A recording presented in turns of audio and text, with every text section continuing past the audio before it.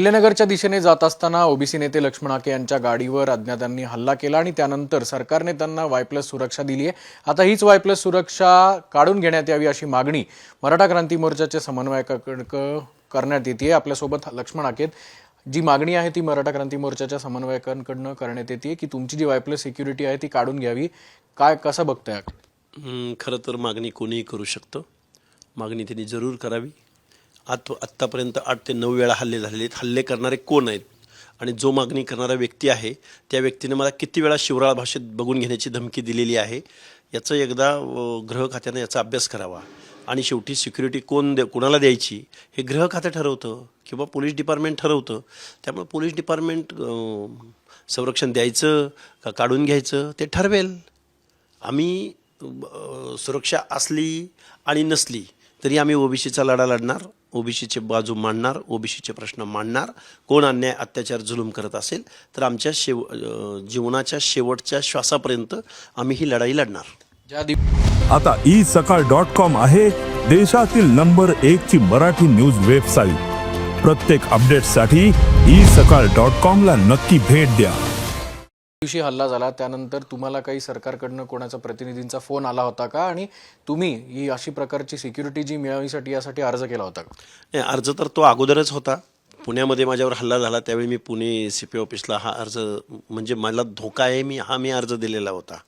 Security मिळावी किंवा काय असं काही नाही। आजपर्यंत 9 वेळा हल्ले झाले। या हल्ल्याची जबाबदारी कोणी घेणार असेल, इथून पुढे हल्ले होणार नाहीत असं जर कोण लिहून देणार असेल तर, कारण हल्ले करणारे हेच आणि सिक्युरिटी मिळाल्यावर परत सिक्युरिटी रद्द करा म्हणणारे हेच। त्यामुळे गृह विभाग चौकशी करेल आणि गृह विभाग ठरवेल। दुसऱ्या बाजूला तुमच्यावर टीका करणं काही अनेकांकडून थांबलं जात नाहीये। अप्रत्यक्षपणे तुमच्यावर टीका होते। महादेव जानकरांनी सुद्धा काल एक टीका जी आहे तुमचं नाव न घेते की महादेव जानकर हे खूप मोठे नेते आहेत। त्यांना माझ्याकडून एक कार्यकर्ता म्हणून पंतप्रधान पदाच्या शुभेच्छा। दुसऱ्या बाजूला आपण जर काल बघितलं तर बीडमध्ये पावसाने थैमान घातल्यानंतर अनेक नेत्यांचे मंत्र्यांचे खासदारांचे तिथे दौरे होत आहेत। काल सुद्धा बजरंग सोनवणे त्या ठिकाणी जेव्हा गेले होते तेव्हा आपण जर पाहिलं तर एक व्हिडिओ जो आहे तो देखील त्यांचा व्हायरल होताना दिसतो। खरं तर बीडमधल्या गोदाकाठच्या दोन्ही बाजूला पुराचं थैमान असताना अनेक लोकप्रतिनिधी आपण मदत किती केली किंवा प्रशासनाला काम करत असताना मदत करत असताना काय मदत केली यापेक्षा नौटंकी स्टंटबाजी आणि व्हिडिओ काढण्यामध्ये मग्न आहेत। आणि हे लोकांना कळतं। आपण लोकप्रतिनिधी आहोत, आपण खासदार आहोत, आपण मदत काय करतोय याच्यापेक्षा आपण नौटंकी त्यामधून जास्त प्रमाणात दिसते असं माझं म्हणणं आहे। दुसऱ्या बाजूला आपण जर बघितलं तर संपूर्ण मराठवाड्यात पावसाने अक्षरशः धुमाकूळ घातल्यानंतर नारायणगडावरचा जो दसरा मेळावा आहे त्याबद्दल सुद्धा अनेक चर्चा सुरू आहेत। एवढा मोठा पाऊस झाल्यानंतर सुद्धा तिथे दसरा मेळावा घेण्यात येतो। दसरा मेळावा हा झाला पाहिजे, आपल्या तो संस्कृतीचं प्रतीक आहे। परंतु दसरा मेळाव्याच्या निमित्तानं पाऊस असताना तिथं वाहनांची तारांबळ आणि तिथले जे येणारे सगळे भाविक आहेत किंवा जे सगळे कार्यकर्ते आहेत, नागरिक आहेत, त्यांच्या बाबतीमध्ये काही गैरसोय होऊ नये हे सुद्धा आयोजकांनी बघितलं पाहिजे। जर गैरसोय होणार असेल, पार्किंगचा प्रश्न निर्माण होणार असेल, रस्त्यावरती ट्रॅफिक जाम होणार असेल तर थोडंसं त्याला व्यापक आणि वेगळं काही पर्याय त्यावरती आहे का हे बघितलं पाहिजे। फक्त नारायणगडावरचाच नाही, मराठवाड्यातले 2 आणि मुंबईतले 2 जे दसरा मेळावे आहेत याचा सगळा खर्च कमी करून या जर खर्चाची जर रक्कम तिथे शेतकऱ्यांना मराठवाड्यात दिली तर ते फायद्याचं ठरणार नाही। नाही, संयुक्तिक तर निश्चित ठरेल, त्यामध्ये वाद असण्याचं कारणच नाही। पण शेवटी हा शेतकरी आहे आणि वर्षभराचा तो सण आहे। सणामध्ये उत्साह, ऊर्जा आणि ह्या सगळ्या एकीची भावना असते। ही भावना आपण ॲज अ संस्कृती म्हणून पुढे नेली पाहिजे, त्यामध्ये वाद नाही। परंतु आत्ताचं जे शेतकऱ्यांवरती जे आलेलं संकट आहे या संकटाकडे थोडंसं शासनानं कटाक्षानं बघावं। सण उत्सव तर होतच राहणार आहेत, परंतु शासन म्हणून केअरटेकर असणारं जे शासन आहे त्या शासनाने या गोष्टीवरती ओव्हरकम केलं पाहिजे असं वाटतं मला। आरक्षणाचा मुद्दा आपण बघितला तर गेल्या काही दिवसांपासून विविध समाजाकडनं आरक्षणाच्या मागणीसाठी आपण जर पाहिलं तर वेगवेगळ्या ज्या कृती आहेत, आंदोलन आहेत ते करण्यात येत आहेत। आज सुद्धा धनगर समाजाच्या वतीने आंदोलन सुरू होतं। रास्ता रोको जो आहे तो जालन्यापासून सांगोल्यापर्यंत करण्यात आला होता। याकडे कसं? बघा, आंदोलनं केली पाहिजेत. आंदोलनं केल्याशिवाय आपल्या प्रश्नांना वाचा फुटणार नाही, हे तितकंच मला मान्य आहे. कारण मीही स्वतः एक आंदोलक आहे. ST आरक्षणामधलाही कधी काळी मी आंदोलक होतो. पण माझी आजची प्रायोरिटी आहे ती OBC आरक्षण टिकलं पाहिजे. कारण आपल्याला जर कोणी ST मिळणार आहे आणि STसाठी तुम्ही आंदोलन करा असं म्हणून जर OBCमध्ये फूट पडत असेल तर या व्यवस्थेमधल्या गावगाड्यातल्या 18 पगड जातीच्या लोकांचा एकत्रितपणे आपण OBC आरक्षण वाचवण्यासाठी खूप मोठा लढा उभा केलेला आहे. आणि हा लढा इथून पुढच्या कालावधीमध्ये तो आपल्याला मोठा करायचा आहे. जातीमध्ये भांडण्यापेक्षा आपल्याला पातीसाठी भांडावं लागेल, क्लाससाठी भांडावं लागेल. कास्टपेक्षा आपल्याला क्लास महत्त्वाचा आहे.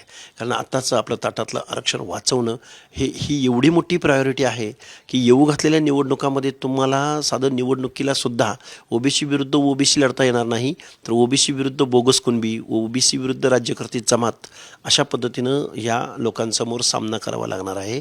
आणि तुमचं प्रतिनिधित्व आरक्षण आज रोजी संपलेलं आहे.